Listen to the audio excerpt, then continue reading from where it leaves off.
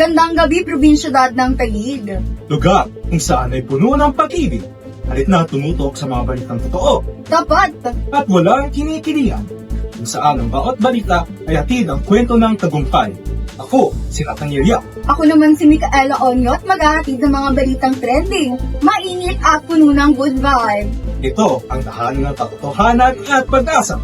Padayon News!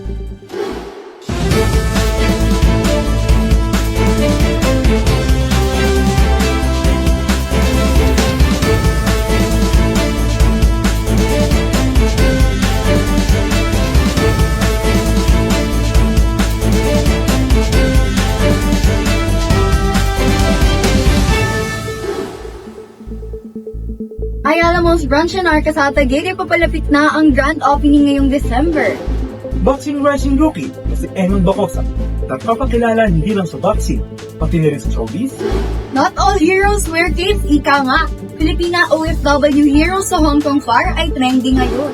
Carl Edwin Yulo makes his way in the 2025 Artistic Gymnastics Junior World Championship. Enya Cheerdance Bell Squad muling nag-iwan ng marka sa UAAP. Pasabog na yon ang bagong season ng hit Netflix series, Stranger Things. Iyan at iba pang mga mainit na balita ngayon sa Padayon News. Para sa mga mainit na balita at chika ngayon. At ito ang mga balitang dapat inyong malaman ngayon mula sa local, national at international news.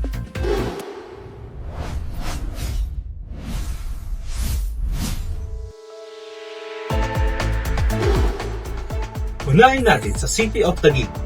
Malaking mall ang nakadaptang magbukas sa nalalapit na Kapaskuhan. Inaasahan ang mga pagtaksaan ng mga tao rito sa darating na Christmas season. Alamin ang mga detalye kay Eunicia. Nagbabalita! Dito sa Taguig, itatayo na ang Ayala Malls Arc South. Tuloy-tuloy ang construction ng Ayala Malls Arc South na inaasahang magbubukas by December 23, 2025. Isa itong modern mall na may magiging centerpiece ng bagong 74 hectares sa Arc South. Meron itong food hall, market hall, green open spaces at co-working areas. Perfect para sa families, professionals at mahilig mag-hangout.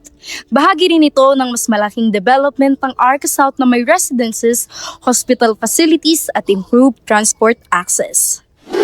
Narito tayo sa tapat ng Ayala Malls Arca South Taguig para magtanong ng mga possible target market nitong nasabing mall na magbubukas ngayong Disyembre. Narito nga pala sina Pat? Art. So ano ang mga possible expectation nyo sa grand opening nitong Ayala Malls Arca South? For me po yung magiging possible na mangyari pag grand opening, magiging overcrowded since ang daming students dito na nagpa-practice, di ba para di ba dito talaga marami ng practice ng mga students. Ayun po, like parang pag nag-start na mag-open, hanggang sila magpupuntahan lang. Kasi for me also, magiging overcrowded dito po. Madami pong traffic na mangyayari, and since my expectation will be maganda po sa loob since ayun, madami nga pupunta. Isa lang ang malinaw, Nathaniel. Mabilis na magiging bagong lifestyle hub ang Arca South dito sa Taguig at makikita natin ang kanilang development at advancement. Balik sa studio. Salamat, Eunicia. Taga namang exciting yan para sa mga taga-South Metro at Taguigueño. From the world of music and travels, may magandang balita para sa mga pasahero ngayong holiday season dahil may free shuttle rides ang Grab tuwing weekends. Para sa mga detalye, narito si Eunicia. Good news mga kababayan, para tumulong sa holiday rush at maganang biyahe papuntang airport, Grab make its way. Ayon sa inisyatiba nila, magbibigay sila ng free shuttle rides mula airport patungong Makati tuwing weekend sa holiday season. Sinabi rin nila sa gitna ng mataas na trapiko at kakulangan sa available vehicles, importante na may ganitong alternatibo para masiguro ang smooth at stable na transportasyon para sa mga biyahero. Isa itong pilot service na mag-ooperate mula NAIA Terminal 3 papuntang 1 Ayala Terminal sa Makati. Mula alas 4 ng hapon hanggang 1:00 ng madaling araw sa mga napiling weekend ngayong Disyembre. Layunin ng Grab na ease the load ngayong peak season lalo na't inasa nilang tumaas ng malaki ang demand sa transportasyon. May forecast na 36% spike sa ride request ngayong fourth quarter.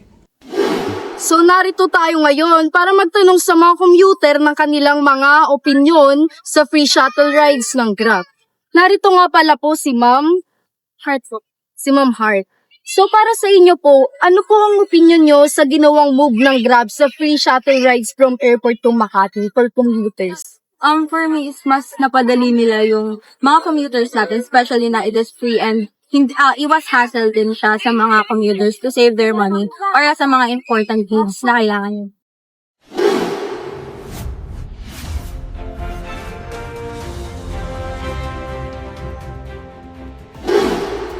At para sa international news, isang kabayanihan na naman ang pinamalas ng OFW sa Hong Kong matapos itong sakipin ang isang sanggol sa gitna ng sunog. Nagpabalita, Eunicia. Totoo nga naman nakaka-proud si Rodora Alcaraz, isang Pilipina domestic worker sa Hong Kong. Tinatawag na bayani matapos siligtas ang 3-month-old baby sa gitna ng level 5 fire. Ayon sa kanya, binalot niya sa basang kumot ang sanggol at niyakap ng ilang oras habang naglalagablab ang apoy sa building. Ayon naman sa OWA o ang Overseas Workers Welfare Administration, siya ay nagtamo ng mga sugat at burns. Ngayon ay kasalukuyang nagre-recover at stable na sa ospital. Nagbigay din ng mensahe si Senator Amy Marcos. Ayon sa kanya, I salute you, Rodora, and all OFWs who continue to sacrifice for their families even while far from the home. Isa na namang patunay ng tapang at pusong Pilipino kahit nasa abroad. Handang magbigay ng tulong kahit buhay pa nila ang kapalit. Eunicia Palmario nagbabalita para sa Padayon News. Tunay na bayani ka, Alcaraz. Sana ay mabilis ang iyong recovery. Get well soon! After those headlines, oras na para gumalaw ang adrenalines. Handa na ba kayo para sa ating kwentuhang sports para sa mga laban, kwento at panalo?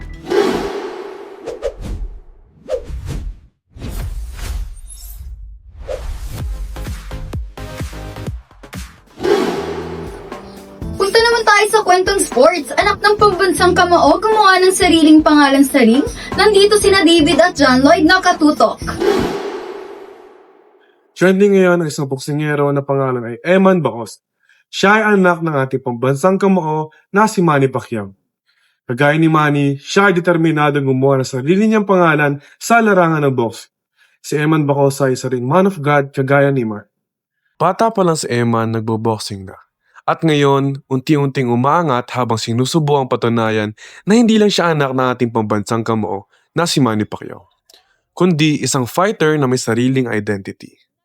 Nagtuloy-tuloy ang winning streak ni Bacosa matapos siyang manalo sa kanyang recent match kontra kay Nico Salato sa Trilla in Manila 2.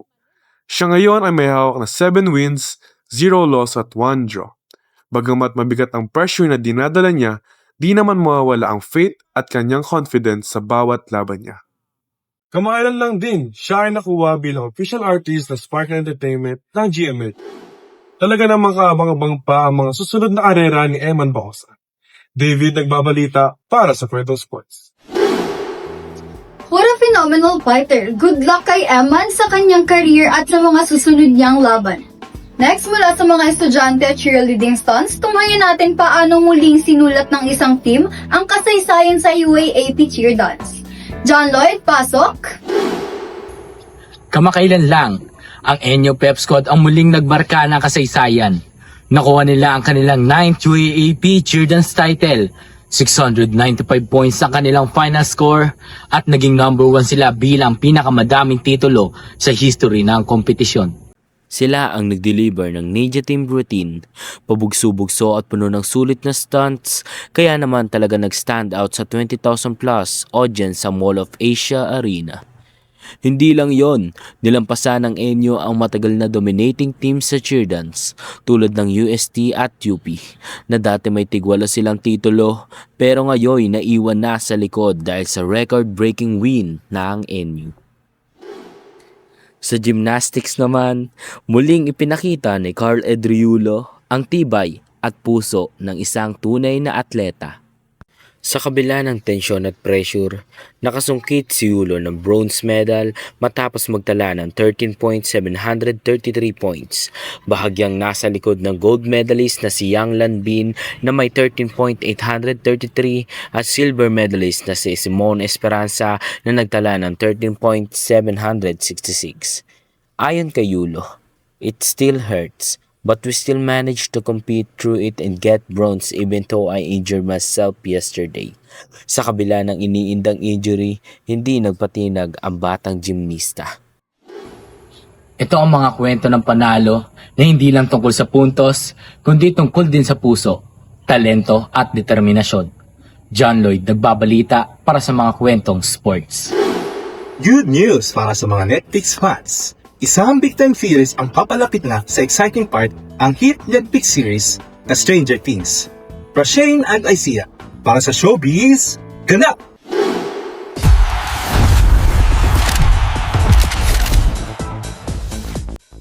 Confirmed na! Malapit nang i-launch ng Netflix ang new season ng Netflix series na Stranger Things. Sure na babalik ang core cast na sina Millie Bobby Brown, Phil Wolfhard, Gaten Matarazzo, Caleb McLaughlin, and Sadie Sink. Kasama ang creators na the Duffer Brothers. Tinawag nilang biggest and most emotional chapter ang finale season ng series. Though limited pa ang details, inaasahang mas mature, mas madilim at mas intense ang series. Lalo na para kay Eleven at sa The Hawkins crew. Samantala, trending din ang behind-the-scene photos and updates ng cast habang hinihintay ng fans ang official release date. Target ng Netflix na ilabas ito within 2025. I am Rashane Balzo And I am Isia Arsiga, ang inyong demure duo, nagbabalita para sa Showbiz Ganap. From entertainment, lipat naman tayo ngayon sa lagay ng panahon. May bagyo at malakas na pag-ulan sa ilang bahagi ng bansa. Para sa updates, makinig tayo kay CJ at Daryl. CJ and Daryl, anong lagay ng panahon ngayon?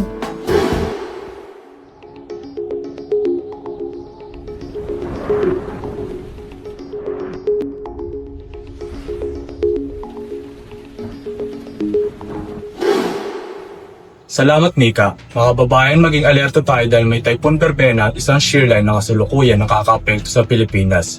Mika, si Berbena nakaraang araw ay tumama sa Surigao del Sur at ngayon ay gumagala sa Visayas papuntang Palawan. May nakataas na signal number 1 sa maraming lugar sa Luzon, Visayas at Mindanao. Ibig sabihin, may posibilidad ng malakas na hangin at pag-ulan kaya pinapaalahanan ang mga mamamayan sa karatig lugar magdoble ingat at maghanda. Samantala, ang Sheila naman, isang weather system na dulot ng banggaan na malamig at mainit na hangin. Nagdudulot rin ng malakas na pagulan sa Northern at Central Luzon. Dahil dito, para sa maraming lugar, may panganib ng flash floods at landslides, lalo na kung mataas ang pagulan. Para sa mga nasa apektadong reyon, siguraduhin naka-alerto sa mga abiso ng lokal na pamahalaan. Iwas biyahe muna at lalo na sa mga malapit sa dalampasigan. Iwasan muna ang paglalayag lalo na sa maliliit na bangka at huwag kalimutang i-secure ang mga importanteng gamit. Ako si Carlos Mangulad. Ako si Daryl Ayosa para sa mga latest weather updates. Tandaan na ligtas at taong handa, mag-ingat po tayong lahat mga kapadayot. Walis sa inyo! Maraming salamat CJ and Daryl.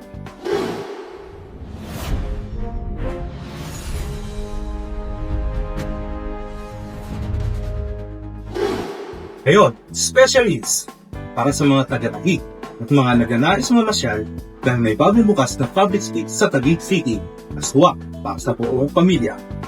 Tampok dito ang mga light shows at iba't ibang Christmas decorations na pagko ng mga bata at maganda. With their pasok! Magandang gabi, Nathaniel.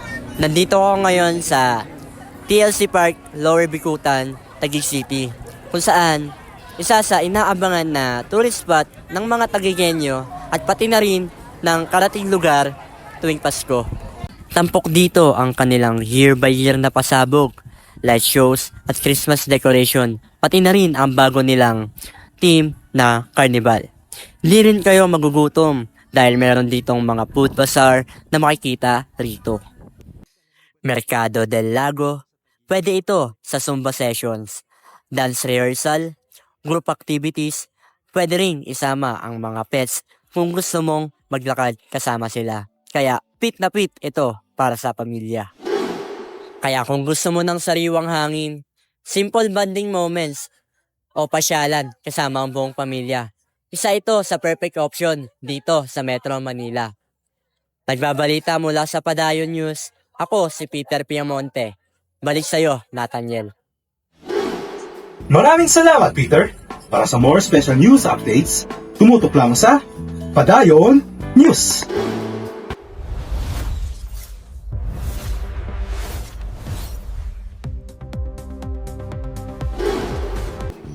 Ngayon naman, pag-usapan natin ng currency, lalo na ang crypto. Medyo matindi ang ikot ng Bitcoin kamakailan. Para sa update, narito ang piso duo na sila Justin at Jericho. Salamat, Mika. Pasado nung unang araw ng Disyembre, bumagsak ang Bitcoin. Lumusot ito sa ilalim ng $86,000 US. Ang pagbaba ay naugnay sa risk of sentiment sa merkado. Ibig sabihin, madaming nag-withdraw ng kanilang investments. Tumataas ang pag-aalinlangan sa crypto at iba pang risk assets. Dahil dito, maraming leverage positions ang na-liquidate. At may malakas na outflow mula sa mga crypto funds at ETFs. Para sa mga investors, mahalagang bantayan ang susunod na support level na tinutukoy na nasa $80,000 US. Reporting from the crypto market, Justin Paul Balugay At Jericho de Guzman sa Balitang Piso. Balik sa inyo, Mika! Salamat Justin at Jericho. Siguraduhin alerto ang lahat, lalo na kung may investment kayo sa crypto. Panatilihing mabisa ang pag-monitor sa merkado. Iyan ang ating quick crypto update. Stay tuned sa Padayon News para sa iba pang magkano na updates. Para naman sa wellness at healthy living, sasamahan tayo nila Ashley at Raven. Trending ngayon ang singer-musician na si Chito Miranda matapos niyang ibinahagi na siya ay 10 taon ng smoke-free. Ibinahagi niya kamakailan sa Instagram ang kanyang upload na kahit madalas siyang matuksong manigarilyo, nananatili siyang malakas ang loob para wag bumalik sa bisyo. Kabilang sa kanyang bagong lifestyle, regular gym workouts, healthy diet, pagbawas sa alak, soft drinks at junk food at maagang pagtulog. Para kay Chito, ang pagbabago ay hindi lamang para sa kanyang sarili, para rin ito sa kanyang pamilya. Naniniwala siya na kung nakaya niya ay siguradong kaya niyo rin. Ashley Dabayay para sa Lifestyle Update.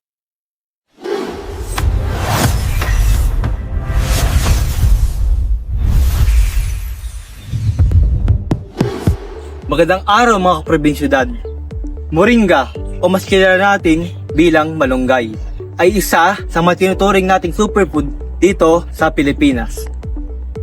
Sa panahon ngayon kung saan health conscious na ang karamihan, malaking tulong ang simpleng pagsingit ng moringa sa ating daily meals.